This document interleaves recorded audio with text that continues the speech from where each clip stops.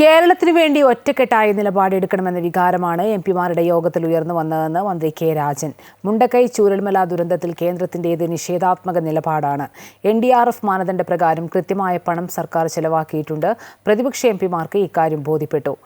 PMA പ്രകാരം നിർമ്മിക്കുന്ന വീടുകൾക്ക് ബ്രാൻഡിംഗ് ഏർപ്പെടുത്തണമെന്ന കേന്ദ്ര സർക്കാർ തീരുമാനം പിൻവലിക്കണമെന്നും യോഗത്തിൽ പൊതു അഭിപ്രായമുയർന്നതായും കെ രാജൻ പറഞ്ഞു. അവതരിപ്പിക്കപ്പെട്ട പ്രശ്നങ്ങളിൽ പൊതുവായും പ്രത്യേകിച്ച് MP കോൺഫറൻസിൽ പ്രത്യേകമായി ചർച്ച ചെയ്ത 16 വിഷയങ്ങളിൽ പ്രത്യേകമായും കേരളത്തിന് വേണ്ടി ഒരുമിച്ച് നിൽക്കാവുന്ന ഒരു നിലപാടെടുക്കണമെന്ന കാര്യത്തിൽ ഒറ്റക്കെട്ടായി പാർലമെൻറ്റ് അംഗങ്ങൾ ഗവൺമെൻറ്റിനോടൊപ്പം നിന്നു എന്നുള്ളതാണ് അതിൽ ഏറ്റവും പ്രധാനപ്പെട്ട പ്രത്യേകത.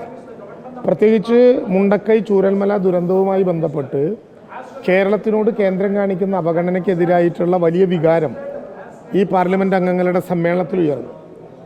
STRFൻ്റെ മാനദണ്ഡങ്ങൾ മറികടന്ന് മറ്റ് 5 സംസ്ഥാനങ്ങൾക്ക് നൽകിയതുപോലെ ഈ ഘട്ടത്തിൽ കേരളത്തെ ചൂരൽമലയെ സഹായിക്കാനുള്ള ഇടപെടൽ ഉണ്ടാകണമെന്ന കാര്യത്തിൽ വാശിയോടെ നിലപാടെടുക്കാൻ ഗവൺമെൻറ് നിശ്ചയിച്ചു.